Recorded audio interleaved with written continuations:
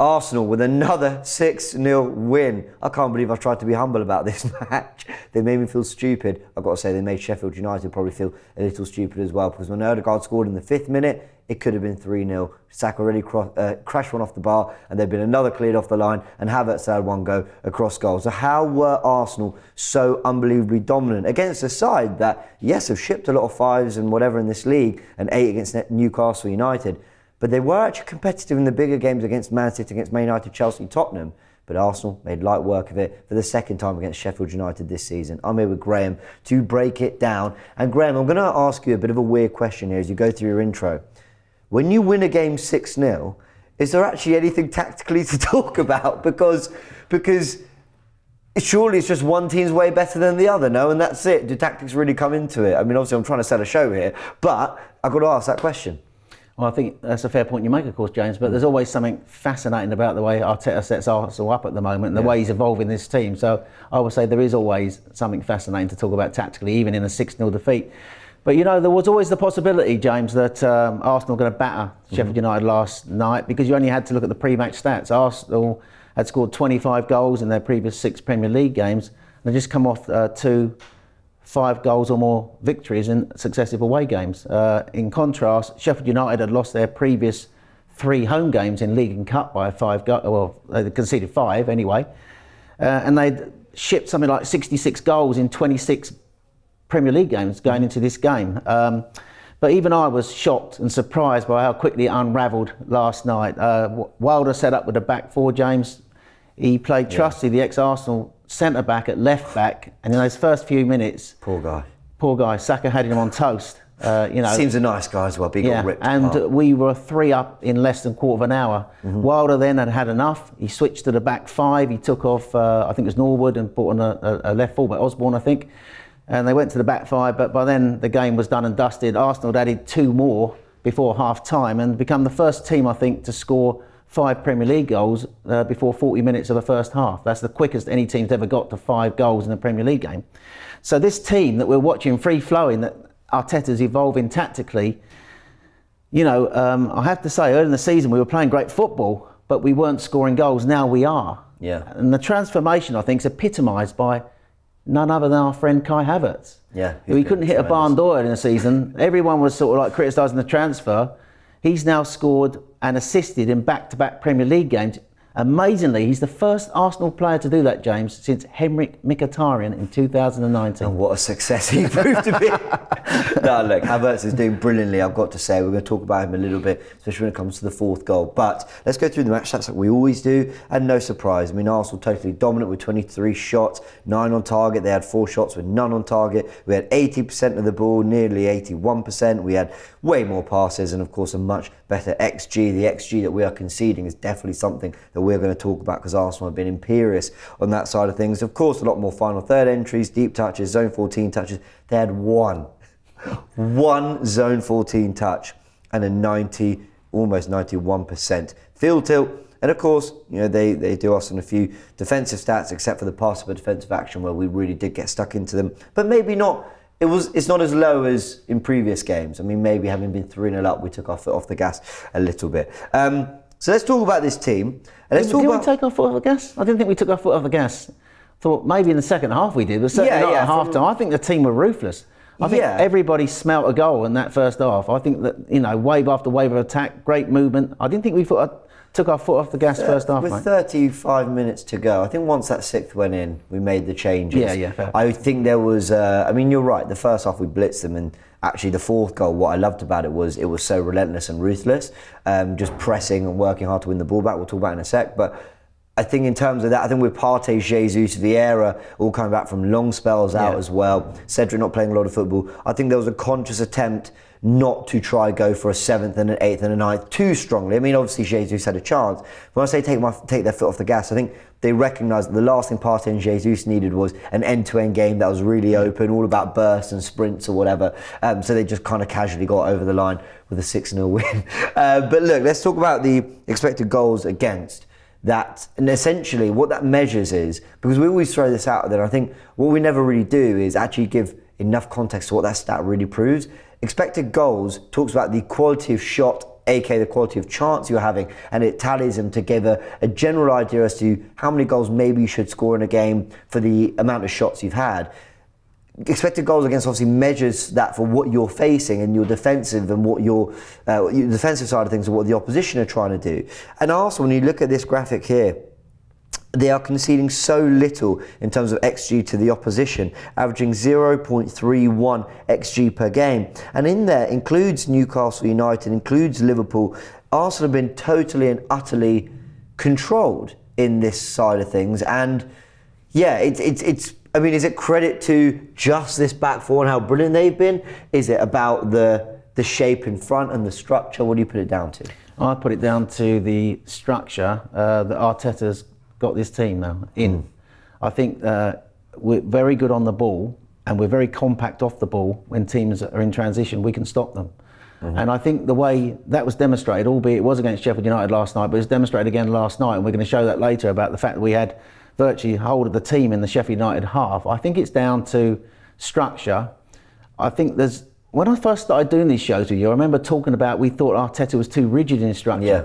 But this team is still rigid, but there's fluidity within that rigidness now in the structure. So that's it. I think it's down to Arteta. Yeah, they've got a base. They've got a base structure they play off. But now we're seeing players have a little bit more fun. We're seeing Martinelli and we're seeing Saka get into pockets like this and Martinelli get into pockets like that, so that White and Kivior can overlap. But that's essentially what we're going to talk about in a sec. But before we do, we want to show you how we've got to this. And we've got to mark our stats here and his great graphics. We promote them a lot on this show because he does put up some really great information. And at minute 1 to 51, this was Arsenal's average shape. And you can see the thicker the arrows, the more certain players connected in terms of passing and working together. But what we see here is that Arsenal essentially played with White and Kivior quite high up the pitch, but they also played all in Sheffield United's half. It was as dominant as you could possibly imagine, and as a result of that, Arsenal doing really well on things like high turnovers and actually winning the ball high up the pitch and forcing Sheffield United into errors. Which is what I love about that fourth goal, was that even at 3-0 up and comfortable early in the game, you could forgive Arsenal maybe just slowing down a little bit. They'd done their job on the goal difference front, they'd done their job to win the game,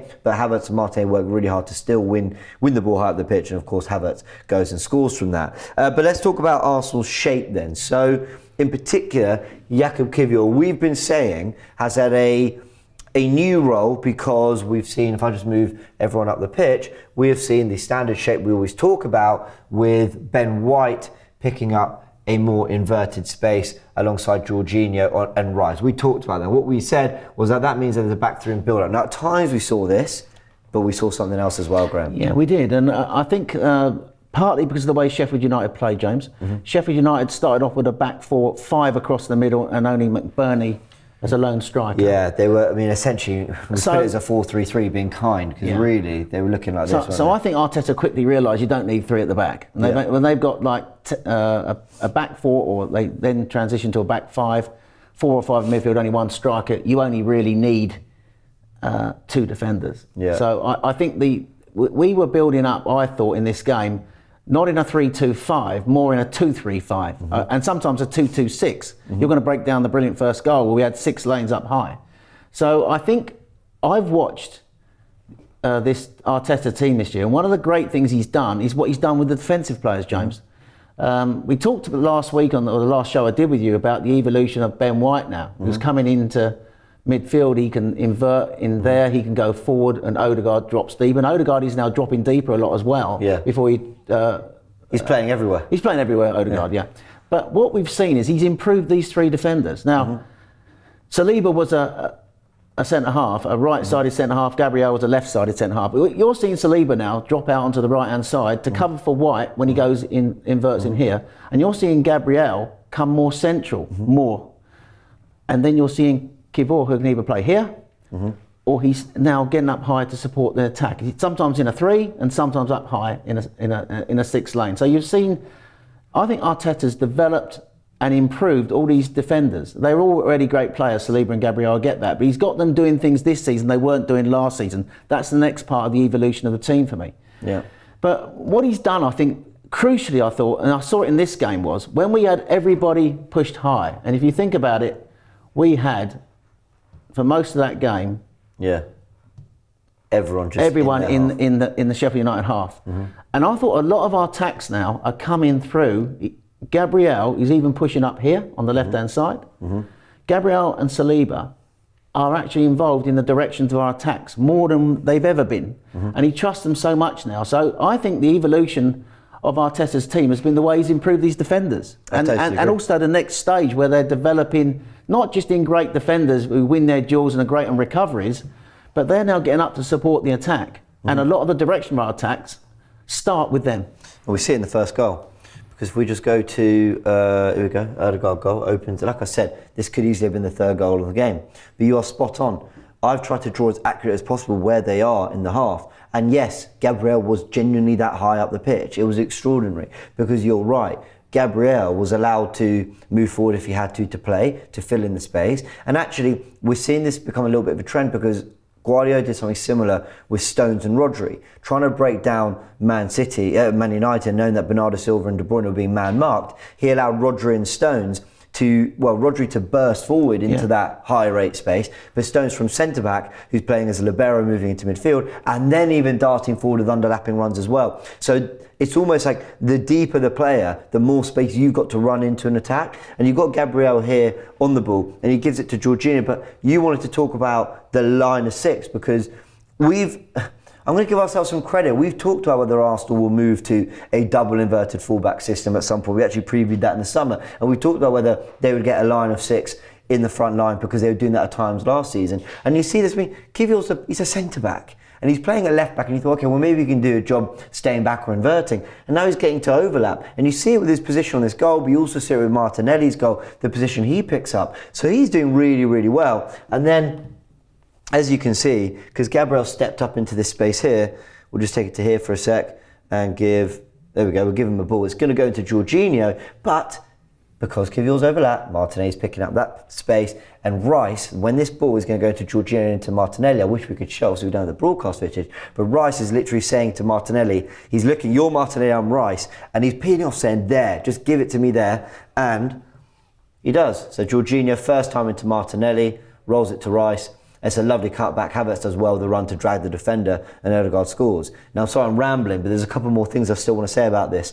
On the last Tactical Insight, we talked about Jorginho having the fewest touches per pass. That was just bang first time into Martinelli. He knew he had to give it immediately or they would reshuffle into a shape. So he does that really well. But the other thing is this run here by Declan Rice. I don't always watch this piece of content, but if you go watch Arsenal's inside training, from that 9-day gap between this game and the Newcastle win, you see footage of Rice making those underlapping runs and doing the Granit Xhaka-esque number 8 role, and it all came to fruition on the pitch here. It did, and I think the underlapping run of Rice is the crucial part of this goal, James. We get the 6 lanes up high, as you're showing, but I love Rice in this left-sided 8 role. I think he's got quick feet, I think he attacks the space, he can carry the ball, and he makes intelligent runs. Yeah. I think so. Arteta's at West Ham, I always saw him as a number 6, and he's played number 6 for us. But this blindside run off Bogle for me makes the goal. I think you've got lovely interchanging of passing between Gabriel, Jorginho, and Martinelli.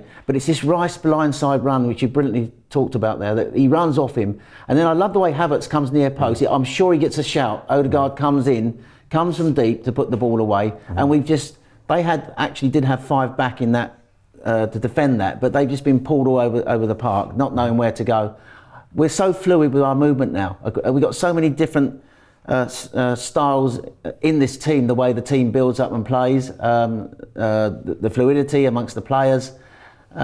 He's almost got two or three different structures going on the pitch, and this was another example, and I think it came from the Declan Rice movement of the fullback Bogle there, and Havertz, I think, making the near post run. I think he gets the shout. Odegaard arriving from late, which he tends to do.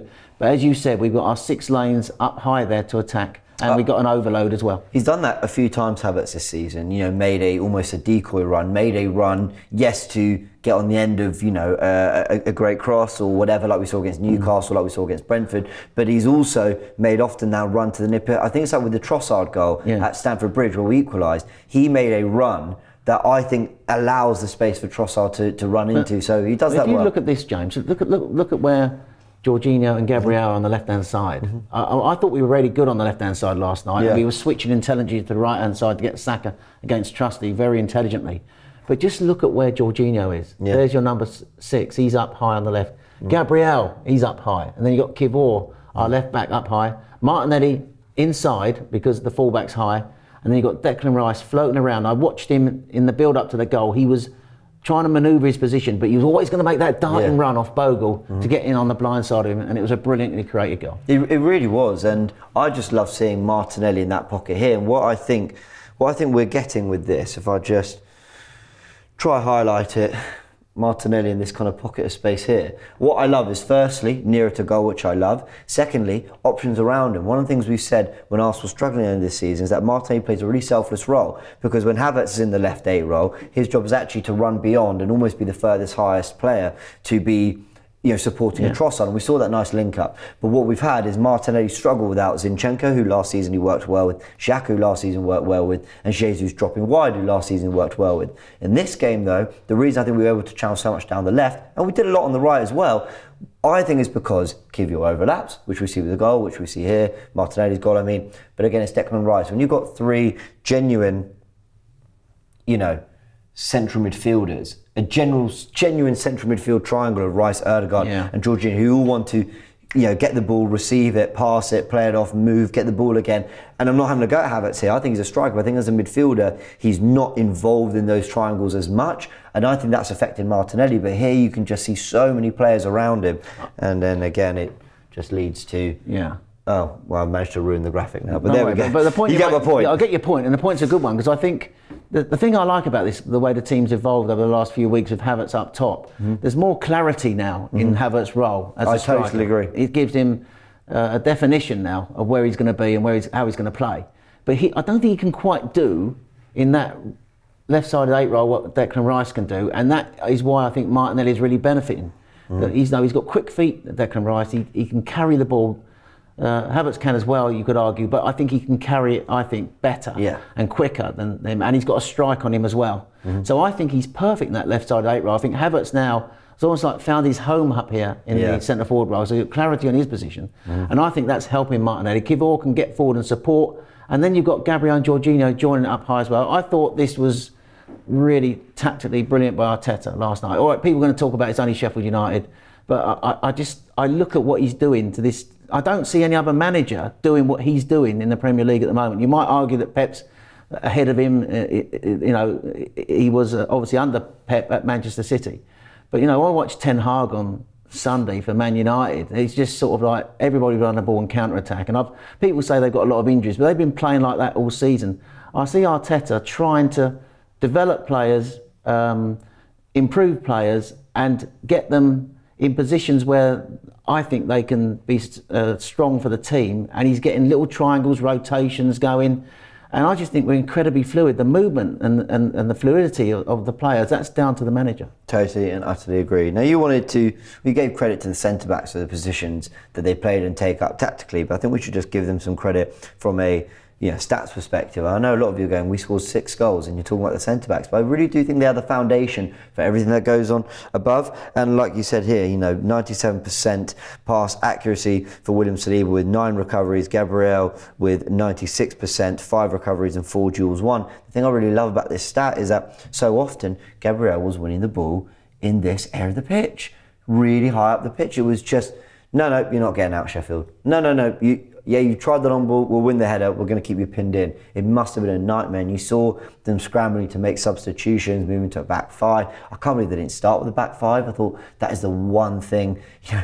Arteta was very complimentary, wasn't he, of Chris Wilder? And they shared a nice sort of hug before the game, whatever. I'm sure there's mutual respect there, because Wilder's done some very interesting things with his previous Sheffield United team in the Premier League, there's no question. However, I thought it was really naive of them to go with the back 4, because you can pack out the midfield all you want, you're going to lose that battle anyway. They needed to get more in the back line, and Arsenal just took full advantage. Well, I think this shape is very good for Arsenal aggressively, offensively, because there's little pockets that players can move into, there's little triangles and rotations that you can have when you're attacking. But you made the point there about Gabriel, about he's winning the ball back. This is very compact, out of possession as well. So when they try to transition on us, we're very compact. We can win the ball back. We've got one of the highest lines in the league. That's the advantage of this sort of shape, and I think that, again, evident last night. Sheffield United will have harder tests than Sheffield United, I get that. but we just did not let Sheffield United. I mean, the percentage they had less than 19% possession in the game. The field tilt, I love a field tilt, don't you? Yeah. It was embarrassing, wasn't it? The field tilt so one-sided, and that's because I think just Arsenal dominated, controlled the game totally. Yeah, I completely and utterly agree. Let's take it back to the 11 for a sec, so we can talk about a few more players. One of them, our wonderful captain, Martin Odegaard. And again, this is one of those games when you're winning 6-0 and you've got 7 games in a row and that you've won and you're in a title race, you could just talk about any single one of these players being brilliant. Kai Havertz was up there for man of the match for me. I think he nicks it for me over Odegaard, but I thought Odegaard was absolutely scintillating. I disagree with that. No, that's fair enough. Sky disagreed. Odegaard, my man of the match. Yeah, fair enough. I think we've had these debates before. When, I know you love Odegaard, so I'm not criticising you. I think I gave Odegaard man of the match a few weeks ago when others didn't. You just don't sort of like dot it around, James. Whoever is the man of the match. Yeah, who's up for it this week? I just think it's Odegaard. I just think the way he led the team. I've got to admit, you are right. Havertz had a really strong game last night, and I love their pressing up high. Yeah. And this is an amazing thing because Odegaard literally is all over the pitch now, but his pressing up high with Havertz was superb. And I thought Havertz's movement, and he took his goal so well. Yeah. I think that was a really strong performance. I thought his Newcastle performance was probably his performance of the season for Arsenal, but this was another good performance. And I think he run Odegaard close, but I just thought Odegaard pressing up high, work rate, unreal, movement, bringing everybody into the play. It's just fantastic. You know why Havertz nicks it for me? Why? In this area of the pitch, with lovely hold-up play, he rolls the ball into Odegaard and it creates the Martinelli goal. I thought he took his goal brilliantly, working hard when they both press on Medzovic. He wins the ball and then he gets a strike at goal, which was great. I also thought, I think it's gone very under the radar how unbelievably good that setup for Ben White's goal was. From the Jorginho pass that comes, here to kind of this area, the penalty area, this bit of the penalty area, and the touch to bring it down, and then to cut inside, and then roll it perfectly into Ben White. I thought that was superb centre forwards play. I bet you didn't think he had a left foot, did you, like that? No, I hadn't seen it. Let's put it that way. But Martin Odegaard, of course, deserves it. We go through his numbers with 115 touches, 100% of dribbles completed, 90% pass accuracy, 4 shots, 4 chances created, and a goal. Stats very, very worthy of a man of the match, award and performance. Odegaard's my man of the match. Havertz is your man of the match. So we'll just leave it at that. We'll leave it at that. I gave Jorginho man of the match against Newcastle when others gave it to Havertz. And what was the game before that? So Burnley away. I think I gave it to Odegaard that day. And other you can give it to him in this one as well. Listen, they can have it whatever they like. I don't mind. This is a great problem to have if we're having these debates and these arguments. Look, the point is, if we did a player ratings, does anyone get above an 8? Maybe David Raya, because I can't believe how lazy he was not getting involved in all the attacks. Come on, mate. You're playing as well. You mean less than an 8? You mean? Yes, less than what did I say? Less than that. You said above an 8. Oh, there we go. Yeah, so Butcher my own joke. But my point is, look at it. He's got the most clean sheets in the Premier League now. He had nothing to do. And I think that's down to the team, the way we are off the ball now, the structure Arteta's built. And the fact that we're not allowing teams to have shots at you. Do you know what? I'm being slightly reductive there. Raya didn't have nothing to do. There were 1 or 2 crosses into the box that he just dealt with, claimed, easy, nice.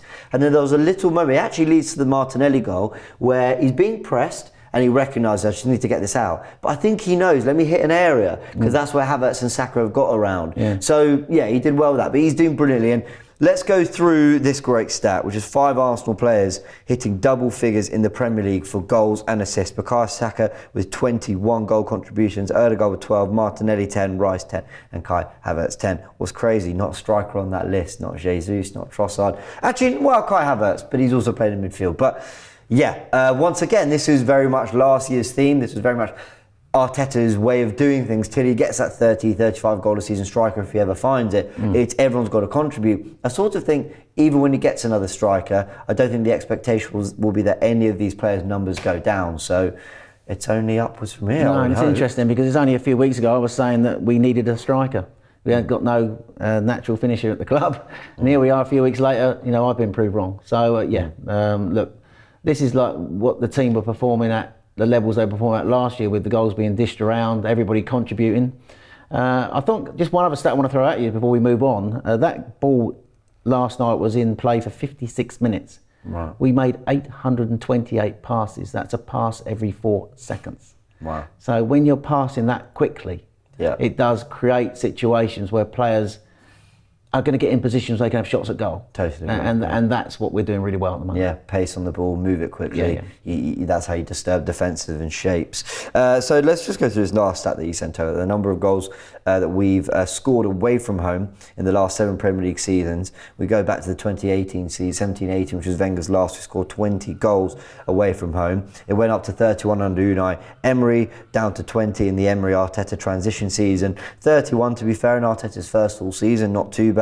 Dropped down to 26 the year after that. Last season, 35 goals on the road, and we've now got 34 with 5 games still to play away from home. So it's a massive jump, and you sending those stats over really is an eye-opener to how well Arsenal have done on the road. And this was something that, I'm not trying to have a pop at the great Arsene Wenger, love him to bits, but we were so bad on the road when he left. It really was something that we just felt like every time we travelled somewhere, it was, are we going to nick a win? Are we probably going to draw? We might lose it. And Arteta has addressed that. Our ability to go to places that we've considered tough. I'm not saying Sheffield United have been part of that. Of course, we know about their record at home. But we've just started to make light work of trips away from home. And it's I think that's the best thing he's done. Yeah. The way that he's sort of like got this team now so solid off the ball. Because the gaps between the midfield and defence were too big. Now the gaps are small. And I just think we defend from front to back really well. And that's, I think, one of the great things he's done. Totally agree. Right, the roundup stats. Right, okay, James. I can't believe we've had this much to talk about in a 6-0 win against Sheffield United, but credit to us, eh? Look, I know you love that Ben White goal, but did you know that Ben White's goal was the 10,000th Arsenal have scored in all senior fixtures since their foundation? I did hear the that. goals came in 5,839 games at an average of 1.71 goals per game. Arsenal are just the second side in top flight history to score 5+ goals in 3 successive away games, after Burnley in September 1961, while they're the first side in English League football to win 3 successive away games by 5+ goals. A few more here for you, James. Bukayo Saka is the only player in the Premier League this season now with 25+ shots on target, 25+ chances created, 25+ tackles made, 25 fouls won, and he's been directly involved in over 20 goals. Him and Foden are absolutely on fire at the moment for their respective clubs. I'm sure Southgate will find a way to ruin that. Yeah, William Saliba surpassed Santi Cazorla's record of most passes made by an Arsenal player in a Premier League game. He completed 169 passes in this game. More than Sheffield United did all game. Yeah, and finally, James, Arsenal's last 7 Premier League games have now resulted in 34 goals. 32 of them, I think, have been scored by Arsenal. Is it 30? No, 31 have been scored by Arsenal. We've conceded 3, 31-3. Arsenal's 2023-24 goal difference now stands at +45, which is the same as it was at the end of last season when we've still got all those games to go. By comparison to Arsenal's +45, Chelsea are +1 and Man United are -2. Last Saturday, February 24th, as you know, I was in Munich watching Bayern Munich play Leipzig, and I saw Harry Kane score the winner in the last minute. His old club, Spurs official, while I was away, who have a goal difference of +16, I'll give them that. They've now been able to celebrate 16 years, over 5,850 days, without a trophy. You couldn't help yourself. I couldn't help myself, mate. Yeah, they won on the weekend as well. They didn't deserve that. Fair enough. Now 16 years without a trophy. That's a long time. But they've got a +16 goal difference. Good on that. I tell you what, I'm not even going to be mean to Spurs, so we need them to do a few favours for us when they go to Anfield and the Etihad. So let's see, the title race gets interesting. Right, I've got a challenge for Arsenal. Unbelievable what we've done. I've actually been talking about it for a few weeks now. If we could make it 8 wins in a row and beat Porto, we would be going to the international break in unbelievable form and in an unbelievable position.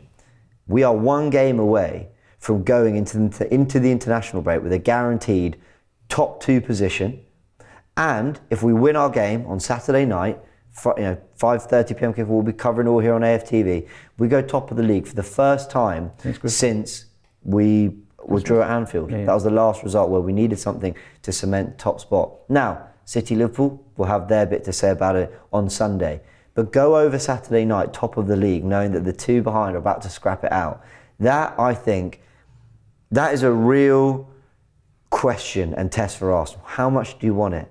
Do you want to sit at that top of that tree when the two are scrambling? Because what you don't want is to slip up and those two go, right, fantastic, now let's just worry about us two. We wouldn't be out of it, but it's a massive opportunity.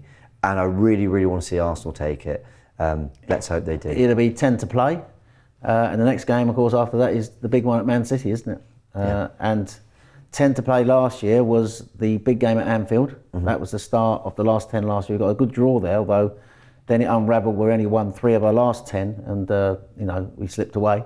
But I think there's something different about this team this year. Hope you're and right. I honestly believe Hope you're right. that we've got players coming back at the right time, players in form, the manager, everybody's up for it. They want it. They really want this title. And I think they're going to give it an absolute best shot this year. I think they'll be better for last year's experience. And I think, they've got a great chance, James. Man City are Man City. Liverpool, never discount Klopp, can you? Not when he's getting 9 minutes, 10 minutes at the end of a Forest away game. But I think we've got a fantastic chance, this team at the moment. And I think last year we set the pace and we fell away. This year we seem to be coming at the right time. And I think the football we've been playing over the last few weeks, not just against Sheffield United, against Liverpool and against Newcastle, has been outstanding. It's been a pleasure and a privilege to break it down and watch it. Totally agree. Everyone hit the like button if you enjoyed this video. Big thanks to Graham as always for incredibly hard work, and get in the comments. We're always there reading and having a good look at what you have to say, answering some of your thoughts as well. So let us know what you made of Arsenal putting another 6 on the board. See you in a bit.